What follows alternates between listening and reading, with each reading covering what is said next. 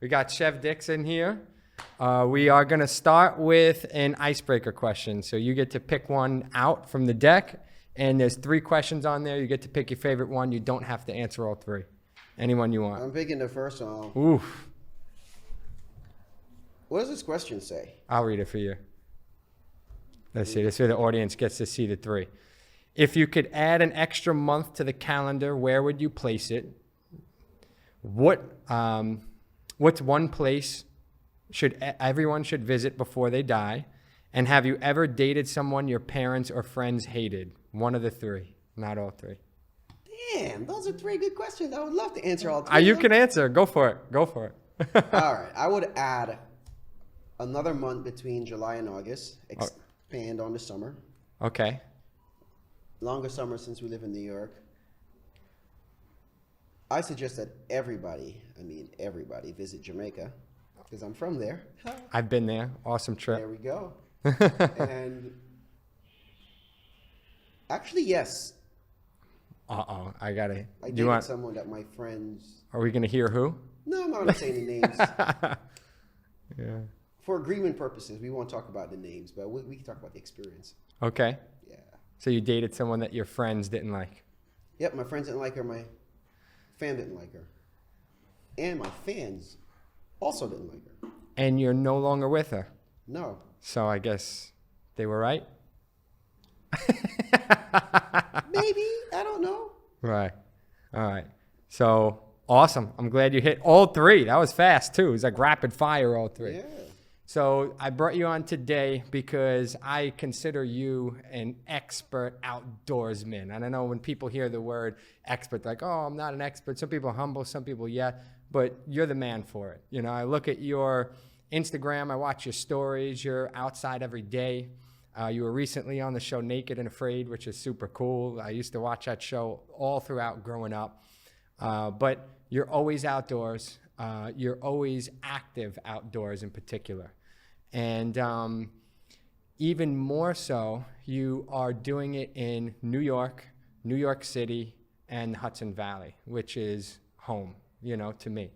So when most people think about New York, they don't think about getting outdoors. They think it's not a good place for it. They think that they can't.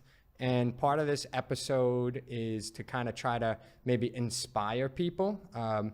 Those who are already getting outdoors, that's awesome. But this is more to inspire people who think that it might not be the best, or they want to learn about some cool places to do it, or where to do it, how to do it. Just kind of get inspired from some of your energy, which I'm always inspired by. There's hikes and places right in my own backyard that I never knew about, that you put on my radar. I lived here my whole life, and so I've been able to get outdoors more following you, which is pretty cool. So that's basically what we're talking about today.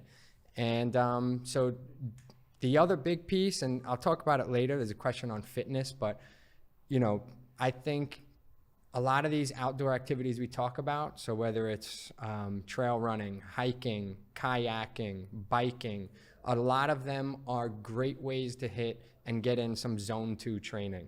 So I did some posts recently on zone 2 training, zone 2 cardio, the importance of it.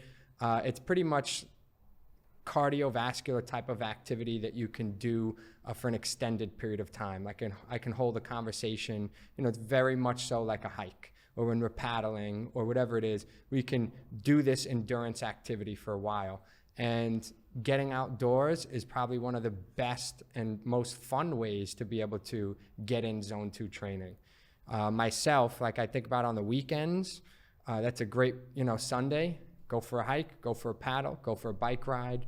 And I'm often looking to see where you're going so that I can just go to those places too. So that's what we're talking about today. But so just to kickstart, what activities do you think are good to do in New York City, Hudson Valley area? Are there any good activities that people can do? Yeah, there's lots of different activities you could do. Run, hike, cycle, walk, bird watching, sightseeing. Right. Just walk to the river, Right. sit and look at the water. There's like many things you could do throughout New York City. So yeah, there's a lot of, everywhere you go in New York City, there's the opportunity to get active and get outside. So hiking. I want to talk about hiking first and kind of zoom in on that one. What are some cool places to hike nearby, like Hudson Valley, Westchester area? What are some cool places? I'll start out, Prospect Park has lots of trails. And about 10 miles of trails in Prospect Park. So there you go. You can definitely get a nice hike in there too, or a trail run in there. Inwood Hill Park, up on the north tip of Manhattan. That's a beautiful park. You can go and do a hike there. Van Cortlandt, which is still in the city. It's in the Bronx. A nice place to go hike. An underrated spot that people don't talk about is the High Line. Yes, you're walking on old train tracks, lots of buildings, but the amount of plants that you see and can observe and learn about, it's a beautiful place for a nature walk, I would say. I used to do it when I was taking classes at the New York Botanical Gardens. Speaking of that, I would suggest the New York Botanical Gardens is also another spot that you can go for a hike. It's going to be more of an educational hike, but it's still a hike. You're going to be walking in nature, lots of trees from different places. They have a nice rainforest or a tropical garden inside. So you could definitely feel like you're walking in the Caribbean or somewhere in South Florida. Outside in Westchester, there's so many parks. I can speak on what's next to my house. I live in Yonkers, by the way.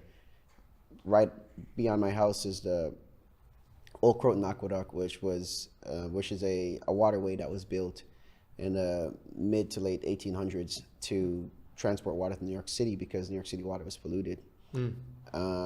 That's now a state park, so it's 26 miles from the Croton Reservoir all the way down to the city, or 36 miles because it stops at like Midtown, actually.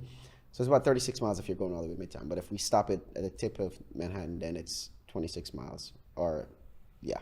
So that's one park that I have in my backyard.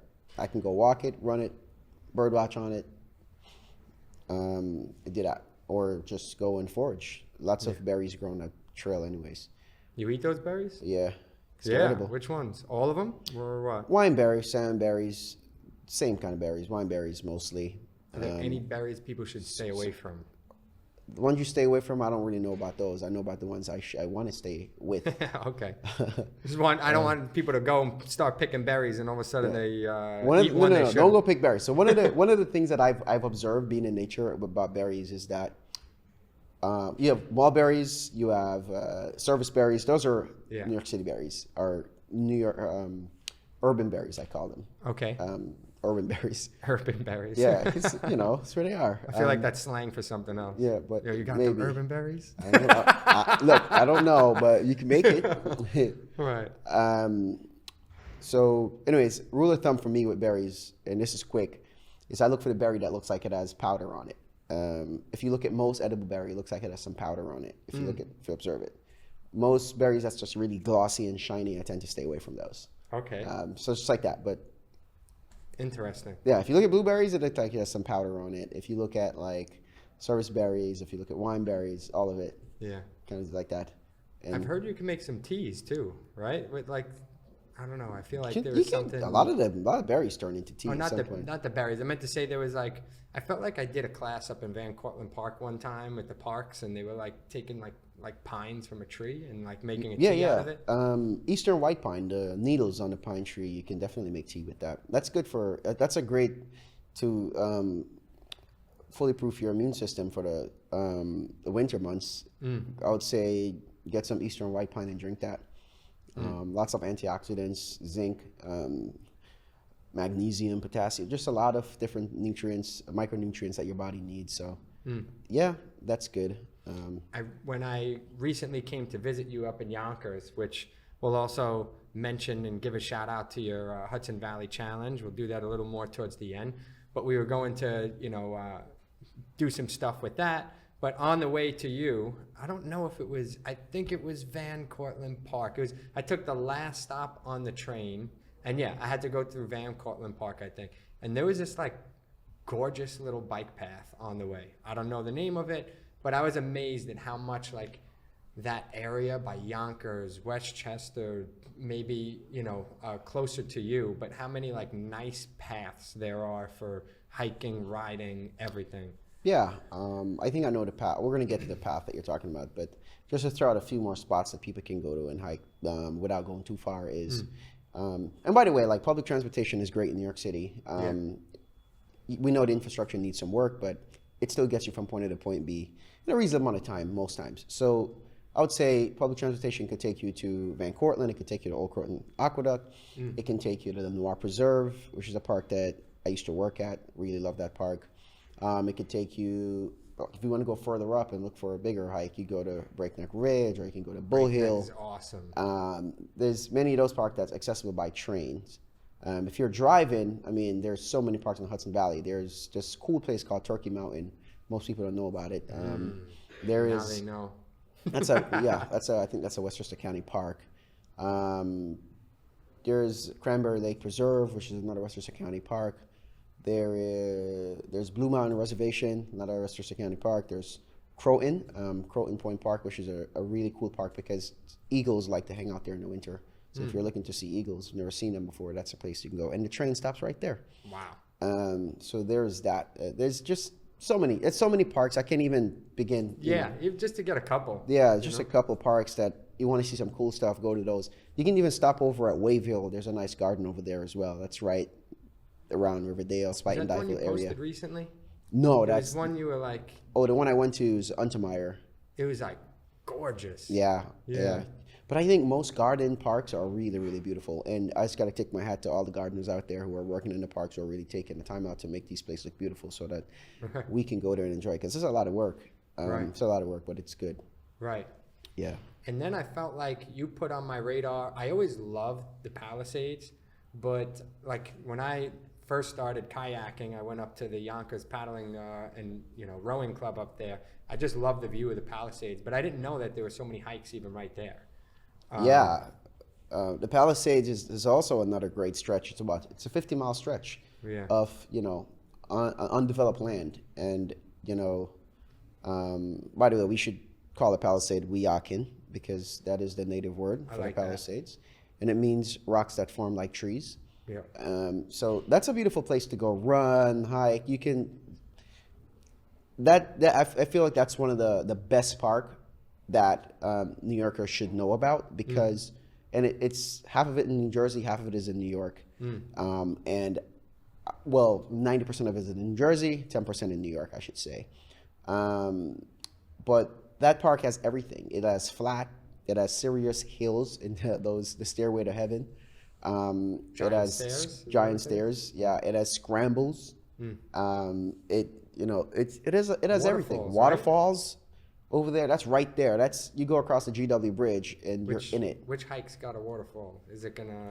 It's like four to five different waterfalls over there. There's many. I know there's Peanut Leap. Peanut Leap. Peanut Leap has one. If you go to State Line Lookout and go north of State Line Lookout and keep going north, you'll run into Peanut Leap. It's really or Cascade Leap. It's really big.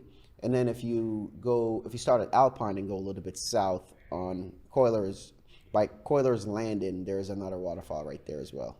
Can you do a little cold plunge there? Like, is there an area to dip in? Yeah, Alex and Frank and those guys go in. Is it safe to? It's safe. Yeah. It's safe. Yeah.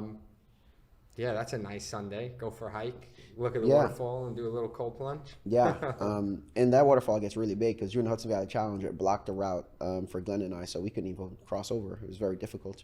Wow. To cross. So that waterfall gets big. If it starts raining, you'll be surprised. But yeah, those are some of the parks, man, around that people can go for a walk, a hike, whether you're in New York City, you want to leave the city or not. It's up to you. Nature is everywhere anyways, whether you think about it like that or not. But it's good to spend some time in deep woods. I would say it helps you, especially if you don't go into the woods a lot. It develops your appreciation, and it just helps your consciousness a little bit better to be in deep wood. And when you go into deep wood, you can come out back into the city and, preserve that a little bit with the parks that you have around you. But eventually you want to get back into deep nature. And I think it's worth it because the parks around us, There's some beautiful ones for sure. And then, every once in a while there's, like I know there's like a couple paths I've been on that are better preserved than others. Some might have garbage on it, some might not, Like it's hit or miss in the city. And, when you go up, it's worth it sometimes to take that day trip, to go a Sunday and be in the woods a bit more. Yeah, I mean, I'm not gonna say garbage is only in it's in city parks a little bit more. You'll see it more because a bigger population, a lot of people. But it's also like it comes out. What we really want to do there is like just educate kids at a young age on what littering is, where does it go, what goes on with it, how does it affect wildlife, how is it affecting humans, like all of these kind of things. That's essentially what we have to do there. Can you touch on it actually real quick? Yeah, address it as if it's like a mental issue. I think because I see people, I go into parks all the time, and also like use it as times to educate people. You know what I'm saying? I go into parks sometimes and I see people just drink a bottle of water and they just throw it on the ground, and they look innocent throwing it on the ground. Right. Like they didn't throw it on the ground saying, "Oh, I hate nature, I'm going to do this." It's more of it's a consciousness, it's a lack of conscience, and they don't understand the impact. So you kind of have to want to go into that and kind of educate people, let them know, like, yo, look, you wouldn't throw this on your bed and sleep on it, right? It's kind of like that, you know what I'm saying? And hopefully that can work, or you kind of give them a little education. Like it's plastic, it's pollution. You're putting it on the ground and it's not going to break down, right? An animal can come and eat this. It doesn't help anybody, and it doesn't look good anyways. I feel the most disgusted when I'm walking in nature and I see just garbage everywhere. That make me cringe, you know? I just don't like it. I agree. There's the right way to dispose of that. And I think for some people, but the struggle is real out here too. So I can't say a lot of people, even though that's not an excuse, everybody's struggling some way, somehow. But the struggle is real, and a lot of people don't even want to think about composting or recycling correctly or putting things or taking it out. You know what I'm saying? I think leave no trace. Ethics is good. We should be teaching that in schools so kids can do it. I remember when I was a kid growing up in Jamaica, whenever you did something wrong in class, your punishment was to go outside and pick up all the trash. You know what I'm saying? Like that's a punishment. When our class sucked, we suck as a whole class. The teacher took us out to class, and we had to sing the song. Pick up the paper, lying on the ground, lying on the ground. Right. Stuff like that, and we make it a game, and it was fun. So I think that kind of education is lacking here. I've noticed. So kids are not learning how to be responsible and take care of it. Yeah. Their earth and everything like that. So that's just some things. I'm more of a solutional person. I'm not going to whine and shun or bash people. You know, I'm just trying to solve the issue, because plastic pollution is a real issue, and everywhere, not just here, all over the world, throughout the city, in the country, everywhere you go. Yeah, and I can, there's two things that come to mind. One, being brought up in the martial arts my whole life, I often bring that into conversations, but a lot of Japanese culture in the dojos, all the kids at the end of class used to have to clean the space. As things came to America, people kind of saw that a little more as like, that's child labor, or you shouldn't be doing that. Or it's interesting how culture shifts a bit sometimes, so it got lost. Some schools still do it. The end of class, all the kids grab a broom, grab a mop, sweep the floor. You start to realize like this is your home too, and it's embedded in what you're doing. And so culturally, I do think that is a nice practice to teach kids this is your home, Yeah, if we teach the importance of outside and inside, that they're both same, you know what I'm saying? Right. It's both. Like if that's where you're playing, that's somewhere that you're spending a lot of your time, and that's responsible for your physical, mental, emotional state. But then again, like a lot of people don't even know how to clean a stove that they cook on every day. Like, and this is stuff I've witnessed, like, and we're talking about nature here, but that is nature. Humans are nature. Right. And if we can't even clean up our kitchen, our bathrooms, our bedrooms, how are we going to clean up the outside? Like, who's going to want to do that? That's just, if we're lazy enough to not clean up your house inside, right, where you rest your head every night, how are you going to go out there and do it? Like, we have to think about those things. What's really the issue here? What's the core of the problem? Well, how do we solve that issue? And that's, kids just need more home training and learn to clean up their yard first, and it spreads out from that. Because if you clean your yard, you develop the consciousness. So when you go out there, like you feel it now. You have feelings. You know what I'm saying?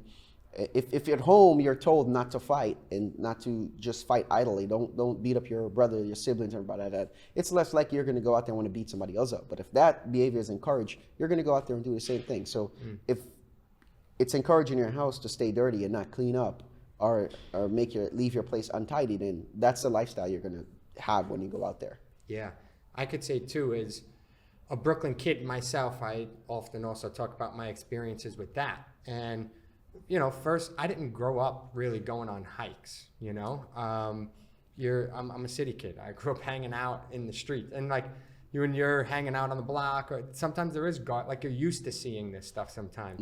And then when I remember like actually starting to get more into outdoor type of activities, and it was a learning curve for sure. And with all around, I'm talking about from bike riding to hiking.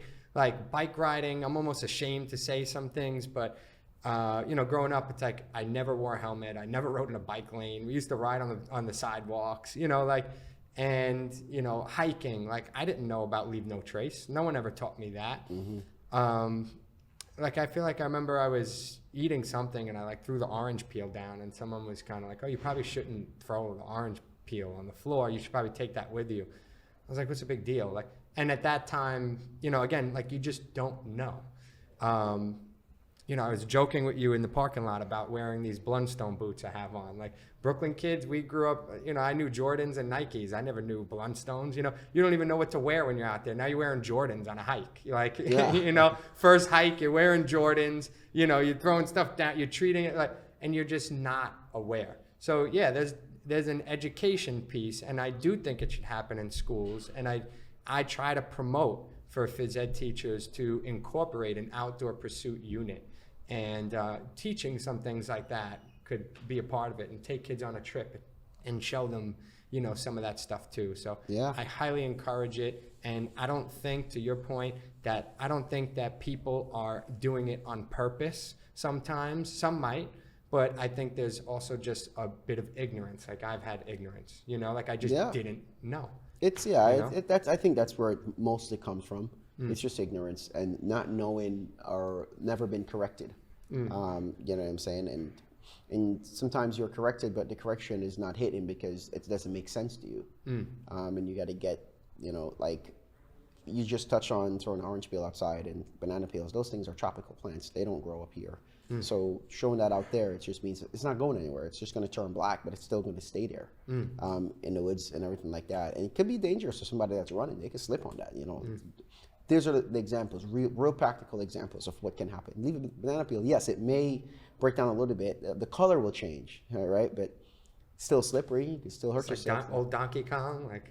Maybe, yeah. You know what I'm saying? Like, so if you use some of those things and try to incorporate basic things in it with youth, they learn better, And then I think some of it's also, I don't know if the banana peel or what exactly, but some things are invasive. Like you said, if it's not like from this space, and then there's other problems that come with that. Yeah, everything in the world is invasive. Like humans were invasive. It starts with us. Most things, if we're invasive, then everything else following us is going to be invasive, right? Right. If you have, like the world is about migration and immigration and all these things. People are migrating from one place to another. They're invasive. They're not from there naturally, and they're bringing stuff with them. Essentially, how the Native Americans got wiped out, according to history, and it's Europeans coming here, brought in a lot of diseases, and run its course, right? It's the disease were invasive. They never seen this kind of disease. It's just so but that's nature. That's what happens. Yeah. So sticking up one or two other little pieces for anybody who's a new hiker getting out there. I know one thing that I learned over the years that I was also ignorant to, and it's amazing how there's so many things that you just don't know. But layering and clothes. So like, how should people dress for a hike? Well, you're going to dress based on what the weather is. Right. Right? And then you have your emergency backpack on. So a nice sunny day in the summer, wear shorts, wear a tank top, man. Like, go out there and just enjoy yourself. Wear nice high socks, though, because, ticks are real. and they can cause problems. I And, had Lyme disease. It's very real. and wear, boots. Just always wear something that supports your ankles, because lots of rocks, you can roll your ankles. It's getting a little cooler, always remember that when you're hiking, your body warms up. When you're active and climbing up any mountain, you're gonna start sweating. So make sure you're wearing wool. I'm wearing Ibex wool right now, so that's shout out to that good brand. And that just wool keeps your body. It's like the best thing to wear on your body and to layer with, because it regulates your body temperature, whether it's hot or cold. It wants to keep your temperature at the right 96.8 there. So that's what I'll suggest. Get some wool stuff, wool socks, pants, and stuff like that. Get synthetic stuff. Get a nice jacket that really keeps you warm but don't overwhelm you. Always cover your head. We lose a lot of heat through our head, most of it. So cover your head, your extremities, your fingers as well. If you run cold, and wear good socks. That's what it comes down to. If you can get waterproof shoes, waterproof socks, wear those as well. Bring some hand warmers out there if it's cold. Wool socks. Wool socks is great. That's what I would say. But you need, if it's on a regular between 20 to 30 degrees, I'll tell people wear 3 layers. So wear something close to the body, wear a mid layer, and then wear a shell covering that. The shell is, I'm assuming, covering the mid layer. Yeah, it protects you from the elements. Right. Rain, wind. And you can also, in your bag, you can bring extra clothes is always good too, just in case somebody gets cold. But yeah, that's what I would say. Is there anything that people should bring with them on a hike? That's something, it's funny, some things you learn because people tell you, but then there's some things I've learned because I felt the pain of it. Yeah. Food, water, first aid. Okay. You need those 3 things. Food, water, first aid. You can go further. Food and water, that's 1. You need first aid. You also need... It's like a little kit? Yeah. Also need some fire stuff if you're in the winter, because get cold out there and get lost. You might need that. Bring a compass, or learn how to read a compass and bring a compass. Learn to map and compass to know where you are. Bring a map of the park that you're in, I would say. Those are some of the things I would tell you to bring. Make sure your phone of service or a way to communicate. But little local hikes, you don't really need all of that much. But if you're going to be doing some overnight backpacking, you should have a lot of stuff. You should have stuff that helps you stay warm. Stuff for people that may be in your group. It goes and goes. But if it's just you going out there, just bring the basic stuff. You're going for a day hike in the summer. Snack, water, fire starter, clothes, a change of clothes, basic stuff, first aid, then you're good. Take a class on first aid too, or CPR, and learn something. And there's some nice water packs too, right? The like Camelbacks and things like that make it easy. Yeah, Solomon has some good water packs. Right. Camelback as well have some water packs. Camelback's a brand. Mm-hmm. Right. And what would you call that? A water pack? Yeah. Yeah. A hydration vest. Okay, so if someone just Googled hydration vests, there'll be a bunch. But most of runners use those. Right. Trail runners use those, and hikers use them too. But most of trail runners are using those, so that's cool. I like to use them because they can store stuff in them too. When you were on Naked and Afraid, you get to bring one item, right? Yeah. What was the item you brought? Just a machete. Curious. Why a machete? Because I can do a lot of things with that. I can make shelter. I can get food with that. I can make traps with that. A blade, man. A blade always helps. A blade and a rope, the 2 most essentials. Because from a blade and a rope, you can get fire. Blade and a rope, you can get shoes. You can get clothes. You can build things with blade and a rope. Shelter, right? So those are the 2 main things. You can make, I think my partner brought a fishing wire. We could have fished with rope.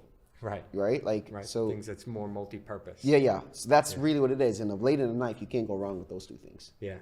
So, and I guess that's also considering, like you said, if you're doing more of an overnight trip. Maybe you're doing your regular day hike, you could probably bring still a knife and a rope with you if you wanted, but you might not be as necessary. Yeah. Right. So another piece, last year, and I kind of liked the whole energy that you had with it, but winter is warm. Did you come up with that? Or did you? I'm the one that pushed it out. Yeah. and made it somewhat of a phrase or a thing. Right. But it was from my survival instructor. He was telling me that he builds igloos in the winter and he stays warm. Because I was telling him I'm going to Florida, and I was like, yeah. And he was just Where's like, he from? New York? He's from New York. Okay. He's up in Opal Junction. By the way, if you want to learn anything survival-wise, somebody who's 150 times more qualified than me to talk about these things is, his name is Shane, and he runs Mountain Scout Survival School. So if you guys are interested in learning how to make a fire with a bow drill, how to really what make part of New York? Opal Junction, Oh, you Dutchess said County. that already, right? Yeah, and if you need to learn any kind of basic survival skills, what to eat, what not, that's the man. If I'm not around, that's where you go. If you want more than what I can offer, that's where you got to go. But you've given me, there was actually a cool one you told me, and maybe you could share it with everyone too, about if you don't have water, there's a plant or something you could break open and drink from here in New York? Yeah, I call it Virginia creeper. It's like one of those vines that grow on the trees. Right. The bark kind of look like the bark of a shaggy bark hickory. I'm not sure if you've ever seen that tree before. No. But look up a shaggy bark hickory, and the vine kind of looks like that. You cut that. First, you want to cut it at the root. That way, the plant pulls up all the water, and then you cut the top, and that could keep you hydrated for a long, long time. So there's that. Pretty cool. Yeah, come out there and I'll show you how to do that. Nice. But you take people out too, right? So once in a while, I take people hiking. I haven't been doing it as much. No, I've just been enjoying going out by myself. Sometimes you just need space. You know, I can't keep giving all the energy away. Yeah. Sometimes I need to just hold energy for myself and do it. And that's kind of the phase I'm in right now, where I just want to be in my solitude, man. I just want to enjoy outdoors. I want to travel. I want to do my own thing. Yeah. It becomes a lot. You know, it's 13 years in the game of putting people in the water, rivers, on trails, going up against organizations, working with organizations, creating projects, creating plans. You need your time doing too. my own thing. Yeah, it's a lot of work. So just knowing when it's a lot, and you know, when your cup is getting really empty and you don't want it to be on empty. Yeah. You want to catch it right before the tank runs out. So that's what I'm doing, and that's what I'm trying to do. Some other Everybody's things. got to go to bed at night, right? In order to function the next day. Yeah. You gotta Like sleep winter's, so back to what you're saying about winter is warm. It's just a concept. How does winter get warm? Get outside and move, you know, get into trails, start hiking. That's how you keep winter warm. The more you're moving, the warmer it's going to feel. So winter is definitely warm when you're active, when you have a positive mind, when you have a get up and go get it attitude, you know, when you have good people around you. That's what keeps winter warm. And when you have a nice house to be into. Can't knock that. Yeah, Yeah. I love it. And you got a nice little spot too. I have a decent little spot. We all have listen, any spot you're in, whether it's a tiny little studio or a big old Mac mansion, you know, it's your spot. Make it, own it, live it, love it. Yeah. Do what you got to do. Take care of it. Most important thing. Yeah. Shelter is I'll an tell you, essential thing. Shout out to my mother. She always taught me how to make something from nothing. If you think you have nothing, you can make it something still. You can always decorate the thing up. That's crazy. That's true. That's kind of what we are taught in Jamaica. If we have nothing, to make it something. Because I used to run barefoot. You know, my first introduction to trails is on barefoot. No shoes, can't afford them anyways. So you had nothing. But now look at me. You know, I'm the one leading these trails. So it's just little things, right? Most of the food that I ate as a kid came from a wood fire or on charcoals. And you know, now I can take that and teach that to people, how to cook over wood fire or open flames, control the fire, and make you something really delicious. So you know, just being grateful of where you come from and appreciative of who you are and your upbringings and the people who have been there, you know, who taught you and gave you knowledge, put you on the game. You know, and the environment that form and forge you into what you are. That's nature for me. I grew up in the woods. You know, always been going down to rivers, springs, farms, hills, dirt, all of it, you know, just my thing. Outside, climbing trees, picking mangoes, apples. Love it. Doing it, yeah, man.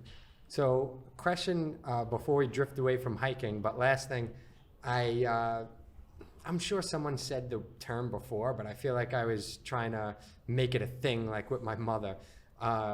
You know, she's like, I can't, you know, go up to all these hikes. I can't do all this. I can't do that. Or she said she had to go to the doctor the other day. I said, you know what? You know, how am I going to get there? I said, consider it an urban hike for you, right? You're going to walk. You're going to dress up like it's winter, like you're going to go on a big hike upstate. But this is going to be your urban hike, you know? You're going to walk there. You're going to walk home. It'll take you an hour to do it. But that's how long a hike would have taken anyway.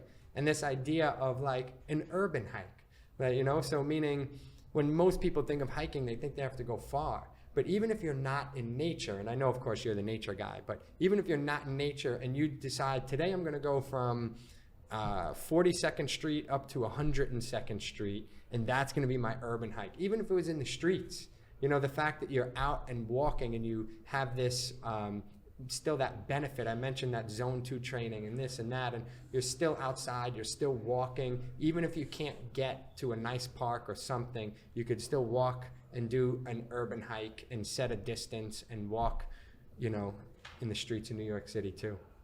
Yeah, I mean, what's underneath New York City? What's what? What's underneath New York City? Subway? Trains. What's yeah. underneath that? Water? I don't know. Probably water, probably earth. Yeah. Nature is everywhere, man. Like, you can build on it, but it's still there. Right. And we are nature, right? Right. So we're around, and there's trees, you know, so. Right. If there's no nature here, people wouldn't be able to survive, believe it or not. Yeah. Yeah. No, I believe it. You wouldn't, yeah. So, yeah, man. So drifting a little bit into biking too. Are there any cool bike trails that you recommend, New York City or nearby? I'm going to recommend, look, you need laps, go to Prospect Park, go to Central Park. Everybody's doing it. But you really want a good ride, a scenic ride, you got to hit the Empire Bike Trail. And that could take you all the way to Canada if you really want to be on that. Wow. And take that. Go ride the Empire Trail. One of the things I like, something I like to do is the idea of activity of just putting on, you know, packing a bag for 2 days or 3 days and just hit a trail and just hit up different towns. I usually take the Metro North on my bike and I'll get off, like, say, in Poughkeepsie. And that's cool. I'll ride from Poughkeepsie. I'll go over to New Paltz, hang there for a little while, chill. I'll go over to Kingston, hang there for a little while. Is it because it reminds you of Jamaica? No, the towns are cool. They're funny. Just the towns are cool. It's like you get to see everything, right? And then you go over to cross the bridge, the Rhinebeck, Kingston-Rhinebeck Bridge, and you're in Red Hook, or you're in Rhinebeck, or you're in one of those nice little towns up there. Get to a farmer's market, and pick up your food for the day, get a little Airbnb or motel or whatever it is, Like, that's the beauty of the bike trail. There's so many towns surrounds it that you can just bike hop. Right. And go to different places. I like the idea of that. But for a day ride, you can just bike from New York. I have Travis or Alicia. They bike from New York City up to Yonkers a few times and past that. I did it that day. Yeah, you did it. Awesome. Yeah. Or they bike, there's a big loop that you can take if you're a big rider. And most cyclists would notice now, you go out of the city and go up the Palisades and all the way up to like Nyack, cross back over and come back down on the Empire Bike Trail. Gorgeous. It is beautiful. Yeah. Get to cross the Hudson twice. That's beautiful. It's different. It's cool. One bridge is flat, one bridge is curved. So you're getting to work out on both of them. Yeah. Yeah, man. And then even locally, like I think we got more bike lanes in New York City. Yeah. In Brooklyn, we got the Brooklyn Greenway. There's a lot of things. I use it for commuting. That's my favorite way to bike and get around. And I'll try to. There was this app, I don't remember the name, but where instead of, I'm sure we could Google it, but instead of taking you on the most efficient route, it takes you on the most scenic route. So you can type in your phone your destination, and you can type in that you want the scenic one. And so, like, for example, there's days I have to go over to Brooklyn College from me when the efficient route is not that nice, but I take more of the scenic route, and I go around by the Greenway, and then I go through Prospect Park, and then so there's actually some pretty cool things you could do. I wish I remembered the name of the app, but that's a cool thing too. So yeah, there's a lot of, I personally love to bike and commute with biking. It's a great way to get it in. You end up getting there before the car ride anyway with traffic nowadays sometimes. Traffic, train ride, this, that, it ends up being almost the same amount of time. So it's a pretty efficient way to get around. And there's cool places to do it.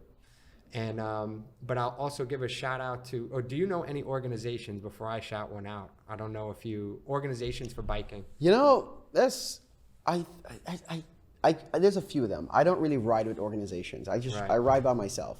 Right. Primarily. But there's one organization that I really like, and it's the Burroughs Bike Club or Burroughs Bike Shop. Okay. I gotta shout out my guy Paul there. Cool. You know, obviously, because Paul's a great rider, and I think he's done a lot for cycling and just for the Black community, and his brother as well. So just want to shout them out and say, Where are they? They're over on Flatbush. Okay. So if you need your bike repairs or you need some tips and tricks, go there. I will tell you though, this one guy, he's multi-dimensional, or he's multi-talented, I should say. My guy Travis, he's a bike mechanic as well, but he's also a great climber. You like that? I met Travis. Met Travis. And Travis is one of the best cyclists I know personally. Okay. You know, he's just a good biker. So I know a lot of people who are really good at what they do in terms of cycling. Right. But yeah, I don't really ride with any organizations, and I'm not really sure if I want to right now. Yeah. I just yeah. The only organization I know is Bike New York, and yeah, that one is the popular one. Yeah. But there's others, you know, I just don't bike with them, so I don't really know of them. Yeah. I like Bike New York just because of the support they do for schools and kids. That's cool. They have like a lot of learn to bike programs. So if you don't know how to ride a bike, even for adults, they have adult learn to ride programs, and they have at least one in every borough. But you can go on the weekend, you could go on a weekday. They have after school stuff, so people can learn how to ride. If they don't know how to ride, they can learn some of those, like the riding etiquette, so you're not like me where you're doing, you know, I remember the first couple of times I did so many things. I started, because I would always ride down in, you know, by me, it's Brooklyn South over there, the neighborhood. But when I came more to like Brooklyn North by like downtown Brooklyn, and I noticed people would wait at the light, like they'd stop at a red light, and I would just kept going, like, you know, just like little things. I was like, oh wow, people actually wait for the light over here, you know? You should wait for the light. Exactly, you know? And which, again, that's me when I first started, that's years ago, you know, when I first started branching out of the neighborhood and then realizing like, oh wow, you know? But they teach you that bike etiquette, and it's not about, you know, it's not even just doing the right thing, it's for your own safety, which doing the right thing is a good thing, but for your own safety, you know, you get hit by a car, like these things are for you, you know, the people around you also, but it's also for you. So learning that etiquette is good. Yeah. Actually, now I'm thinking about it now. So Yonkers Bike Club, I'm a member there. So Yonkers Bike Club does that a lot too. They lead a lot of rides on Sunday mornings, and but you're from Yonkers. But a bike club is great because they take you on all the hardest hills. Because you know Yonkers is super hilly, so they take you there. But yeah, my biking is really limited to Yonkers mostly. I almost threw up going to your house, just an FYI. That's it's crazy. Like biking in Yonkers is no joke. Running in Yonkers is also no joke. Like I just ate too soon and wasn't ready, by the way, not to scare anyone. Yeah, those, if you're looking for a challenge to finish a day off and say, hell yeah, like, go cycling Yonkers. Come forward, let's do it. I was like thinking, oh, I'm going to do a casual ride. I ate right before you know, it was nighttime. I was kind of like, it was the end of my day. I already did my workout. So I was not expecting like this to be my like, you know, Rocky push. Yeah. Because the hills, man, like I live on next to Glenwood, which is one of the toughest hills in probably all of New York to cycle up. Tough hill, long, windy, just but yeah, that's as far as my biking stuff go. I don't really follow it too much. I don't do too much with it, but I do enjoy biking because it gets you places. I'm a commuter. I like to get places when I need to, but not necessarily riding with any crew or any groups like that. But for all the groups out there that are doing good work, come forward. There's people who are looking to join, looking for more biking in community, so that's also great. So last one I want to touch on, or area that I know you have an area of expertise in, is kayaking. And we won't go too far into it, but just a simple one. Can people kayak in New York City? Is the water safe to kayak in? Yes, the water is very safe to kayak in New York City. I would say the water is not safe after a rain. And that's not because of the rain, that's simply because of humans. That's why it's dirty. But the water is dirty and safe in New York City for sure. And if you go to Harbor Labs or Watershed Alliance or Riverkeeper or BZAC Environmental Center, there's so many places you can go. Even go over to Gowanus. I think you can. The dredgers also do a water sampling program there. So there's so many places you can go and like get the water quality testing to find out if the water is actually clean or not. Right. Like, I'm not going to tell you. Go do it. Do your research though before. I mean, funny enough, I saw my friend Lucas, who's a kayaker, was kayaking. He works on ESPN First Take, and he was kayaking across. And something I wanted to touch on this, but I didn't know when to go there. Yeah, go for it. But basically, Stephen A. Smith saw the guy coming, and he screamed out two things that was just ignorant to me. One was, he said, black people don't kayak. And then he said the water looked dirty. It looked dirty, right? And that was, a lake water looks dirty. Right. You know what I'm saying?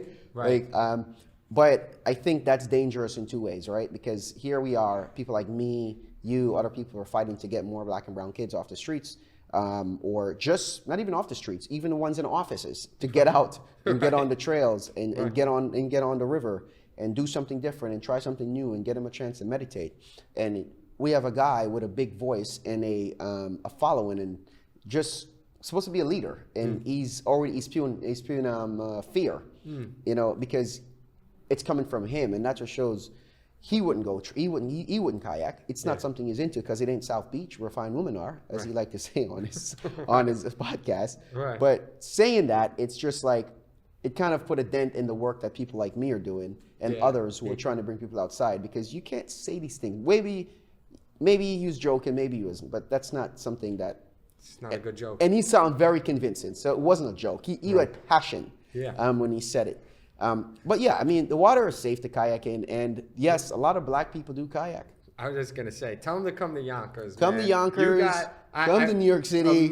We are here, and we're here to stay. Major props to you. Major props to you.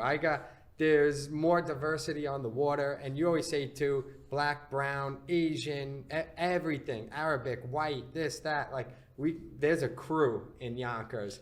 And everybody's on the water. Everybody kayaks, and I think you really have a big, a lot of credit goes to you on that. I try to do my part. You know, I try to get the people out there. Although this year I really didn't get a lot of paddling time in. I've just been busy running.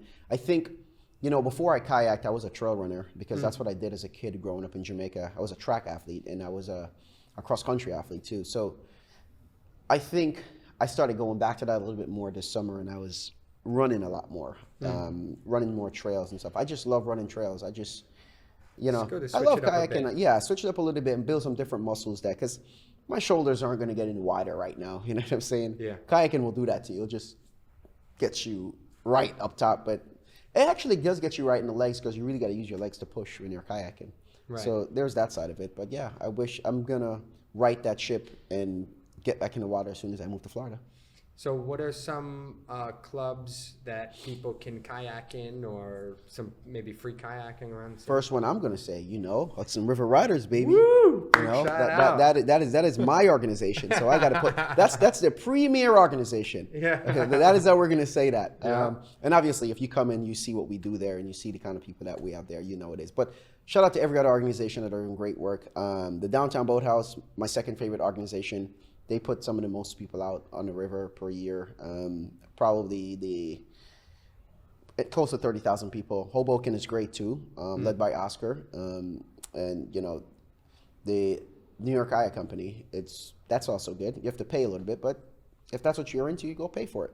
North Brooklyn, Gowanus Dredgers, Red Hook Boaters, Sebago Canoe Club, Inwood Canoe Club. There is so many. There's other meetups as well. Yeah. Around the waterway. So, New York City is like I would say it's like the capital for free paddling, free water access. It's crazy that we don't know, but it is. We get probably between the waterway right there, we get probably the most people out in the world in boats. Yeah. So there's that. And there's a place that kayak. I used to tell my father that if you really want nature in New York City, get out on the water. That's what it is. When you're in the parks, or you still see a flood of people, when you're out on the water, there still can be boat traffic depending on where you are, but especially by the Palisades or even Brooklyn South by me, you can, there's launch points all over the place. So many. Also, another place that you should go if you want to get into water, it's a little different from kayaking. This is surfing. Black Surfers Association over there in Rockaway. Big shout out. They're doing big work too. So there's so many different ways to get outside. Woodhood is another organization. They're not mean to water. They're more of a hiking organization, but they're getting kids out. Yeah. You know, so there's so many places that are doing things to teach people and get people access to not just the woods, you know, but to the waterways, swimming lessons, et cetera, et cetera. There's so many things, so many ways to get people outside.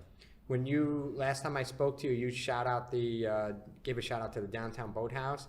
I was going on a lot of different websites, by the way. I went on the, I'm going to pronounce it wrong, BZAC Environmental Center. I went on theirs and was looking at the water quality stuff. So you can actually look at exactly. So there's like certain numbers. There's like 4 things that people are testing for, and I'm going to pronounce them and butcher them all wrong, but it's like the Intercoccus or whatever it is. Enterococcus. How do you say it? Enterococcus. Enterococcus. There you go. I'm not even sure if I'm saying it right, but that's. But I'm saying it wrong, you know. Yeah. That's the level you count. That's a gut bacteria that you want to check for. Right. So they're like measuring, and there's an exact number. So for example, if it's more than 60 whatever units, I don't know what the unit is, but per 100 milliliters of water. So, and then they tell you exactly like, oh, some days it was measured 23, some days it measured 80, and you could see. New York City parks you can actually ask them too, I found out, and because they're supposed to be doing water samples every day as well. Yeah, they do that. So just a quick interjection here. Yeah. So that is how I got my foot in kayaking. So when I started kayaking, I was kayaking a lot, but for me to keep kayaking, I had to do some kind of volunteer service apart from me helping people kayaking. And I used to actually take the water sample to Pier 40. Oh, cool. To the lab. So I was the one that I woke up at 6 a.m. every day for like 3 summers straight and go grab water samples, close them up. Before BZAC, before the incubator got to BZAC, where I didn't have to travel anymore, I would go to Pier 40 to test the water, wait for the results the next day. And that's what I would do. So, yeah man, that's there was some other cool good things. training back in the day. That's really cool. Yeah, there was some other cool things in there, other markers I didn't even know about, but and you might know if you were doing that there, but it was something like chloride or I don't know, but there were some markers that were measuring for an environment that would be successful for the fish and things like that. So there were certain markers for that too. It's it's brackish water, so it's an estuary, tidal estuary. The water is brackish, it means like it's a mix between salt and fresh water. Right. And that's what they're checking. They're just checking for salinity level, like the salt levels in the water, so that they can tell like if the migratory fish are going to come up or what's going on. That's really what that was for. But it's all on there, and people can check. People can see day by day. And what's even better is that you can actually go to the environmental center, and I'm sure Ryan or Catherine would gladly show you how they test the water and everything like that. But also look at some of the species, because they have aquariums in there with species from the river, different stuff like crabs and stuff like that, just for educational purposes, to teach kids about what's in the river. And that's a big thing too. You know, and I think when you kayak, eventually you want to know what's going on in here, because people have ideas, you know, and crazy idea, like, oh, it's going to be a shark or like a whale or like, I mean, if people see a whale on the shore, like people have binoculars out looking, and I'm saying people are not so afraid of nature the way we make it, like, you know what I'm saying? Right. I went to Washington State about 2 years ago, and I kayaked, and there's like sea lions that was just rising up out of the water and hanging out next to me, and seals followed me when I was in Maine. Like, I'm not scared, you know what I'm saying? But I don't want to encounter it. But also, it's beautiful to see these things that they're actually real. Yeah. You know, I think it's good. Like, I believe what I can see and and really feel. Yeah. You know what I'm saying? And I felt my heart boop a little bit, but I was good after that. I was out on New York City water right here, Brooklyn South. I was out one day. It was like fall, approaching winter. It happened to be a beautiful weather day like today, and I just went out. But a whole school of fish flew over my boat, right? Like, I mean, it was like a rainbow of fish. It was like the wildest thing I've ever seen. A lot of fish. You know, little fish, but, you know, it was a whole school of them just went right over. Yeah, that's funny. That's also another thing, too, that people think most of the fish that they see in the river live in the river for a lifetime. They don't. A lot of these fish come in to have their babies. Yeah. It's just a safe space. Right. And then they go back to the ocean. Yeah. They're And kind of doing like what you're doing. You know, you go here for the summer, but then you go to the south for the winter kind of thing. I haven't done that in years, all right? kidding. So I'm not a snowbird yet, Right. but it's not a bad thing to be a snowbird. At least I get to be warm and you get to be cold. What's wrong with that? I think it's a little jealousy, honestly. I think most people want to come to Florida, but Yeah. well, maybe not Florida. People don't really like Florida these days because, you know, politics-wise, they're not the best. But Talking about weather. Yeah. But People are jealous weather-wise, of the weather. yeah, I love it. Or you can go to Caribbean. That's where I'm going soon. Yeah. But I also wanted to shout out when I was looking at the Downtown Boathouse website, they had an urban kayak guide, which was really cool on there. And it was showing, like, it had things that I was like, oh man, this is nice. It was stuff on like the moon, the tide, the weather. It was like this really cool connection to nature, but it was telling you what the tide looks like, for example. And that's good for me to know because I always ask that question. Like when I go out, I'm always worried a little bit about tide, current, wind.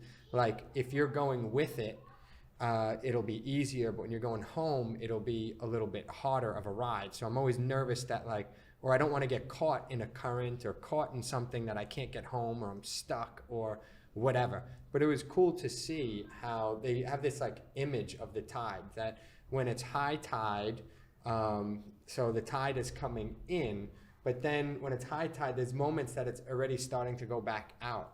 So there's like places in the city, it was showing like even though it's high tide, or maybe let's say an hour after high tide, you start getting a current that's going the other way that's not in. Like there's all the arrows that point and kind of show a little bit more about the current. Not to kind of, you know, it's a little complex, but looking at the image, I was able to see, oh wow, that's how the current works. That's how the tide works. The moon is important to know because if it's a full moon, the tide will be even higher than usual. Yeah, and currents will be stronger. Yeah, I was like, it was cool stuff. And it was a whole nother way to be connected with nature, was being on that kayak and kind of knowing, I think, the water a bit. Yeah. Yeah, I mean, when you start kayaking, you start to learn these things because you take an interest in them. Yeah. I feel like a lot of times, if I go to school and start talking about these things, I would never get a kid to kayak because it's so many things to like tell them. But if you get them out there in the water, then you start telling them. I think that's like the best way. It's just like in the gym, right?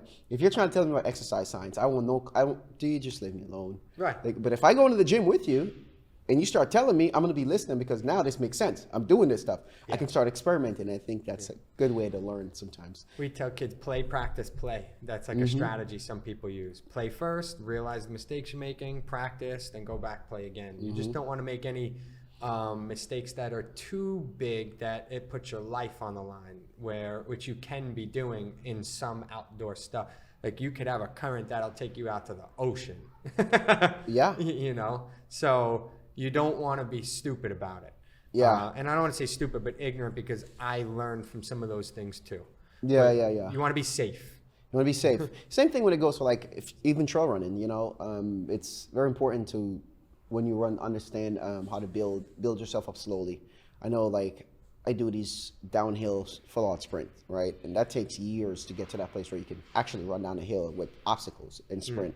But I think people who are looking to get into trail running, I say, yes, you should. It's a beautiful, beautiful activity. And it's a quick way to see a trail and to get to a peak or a summit, because that's most of what we hike for, a summit. Right. So if you can run up there, that's great. And then you can just jog your way back and take it easy and just be careful when you're running. Look where you're stepping, but also invest in some good shoes, because shoes really comes down to when you're running. And go barefoot or go with shoes, one or the other. Make a choice.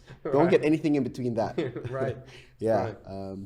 But trail running is also a great thing. I really enjoy that one, so I keep coming back to it. Hiking, camping, paddleboarding, kayaking. Are there, as we slowly start to come to a close, are there any words of encouragement that you would give to people in New York City,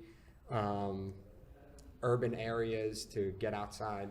Yeah, I think, get up, make a plan, find a trail, go meditate out there. Just 30 minutes a day in nature can change your whole perspective on the world, on people, on yourself, most importantly yourself. It's a spiritual thing to do, and consistently you start learning about what's around you. You start to see things differently. You hear things differently. Go connect with the birds. Go connect with the trees.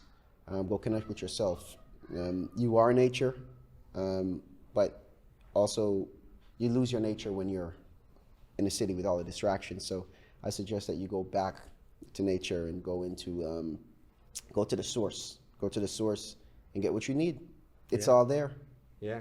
And pace yourself. Like, you don't have to, I know you're going out, you did like a 30-day back-to-back. 21 day. 21-day back-to-back hike. You don't have to start there. Even if you start with a month, you start with going once a month. You start with, once a week. You start with something easy, and maybe you start with something local. Maybe you just do the little Greenway ride, whatever it is. Yeah, I mean, there's lots of groups right now. I know Outlandish, they're a good, it's a hiking store in Brooklyn, one of the first ones in Brooklyn, actually, or the first one in Brooklyn, and they lead a hike like every 3 weeks or so, every 2 weeks or so. So if you needed to go on a hike, go support those guys. You want hiking shoes, that's where you should go to support them. Get your shoes from. And they sell the same shoes in the store that you can buy online. One, you're going to exercise getting yourself there because you got to walk a little bit. And two, you're going to get something that's going to help you exercise a little bit more. So do your pregame and then get your game. Yeah, do your urban hike that day. Do your urban hike that day. Yeah, and I think that's a great place. Hudson River Riders, we haven't released a schedule yet, but we're going to be having some hikes going on as well. I know Hood Hikers do the same thing. They'll be having hikers, tri-state hikers. There's so many organizations and group for hiking. You can't go wrong in New York City finding an organization that will get you out of the city and get you into some nice woods. Definitely just look it up, get out there, get after it. And I know we didn't talk about it much today, but I want to give a shout out to your Hudson Valley Challenge. So how many miles was it? Hudson Valley Challenge was 684 miles. You went from the lowest point of New York to the highest point. Yeah, the lowest point to the highest peak. Highest peak. So sea level to the peak. Running, hiking, cycling, kayaking, chatting, hanging out, doing everything, eating, observing, listening, learning, growing. Yeah. And what was your purpose behind that? Just exactly what we're doing right now. Inspire people to get out and get outside in different ways. Show off many different ways that you can get outside. Yeah. And that's what that was about. Inspire people, but also to show representation that, Black people are here and we do this. We are actually outside. We're not trying to get outside. We are outside. And I just always want to emphasize that because a lot of times it seems as if, especially when people talk to me, it's like, oh, for those who never get the opportunity. And it's like, well, we are outside. Actually, there's opportunity.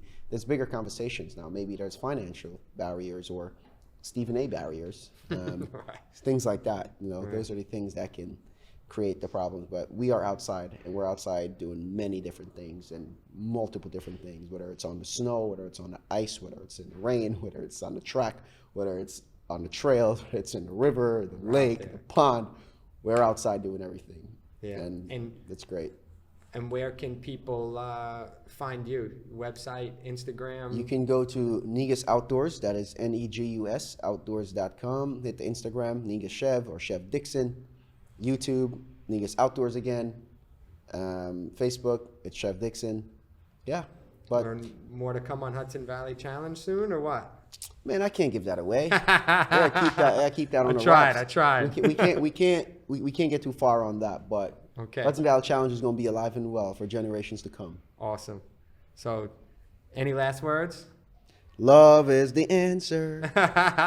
Love is the answer. Great way to go. Yeah, Chev, thank you so much for today. It was a great day, good conversation. Thank you for what you're doing, and let's keep it going strong. Appreciate you, my brother. One love. One love, brother.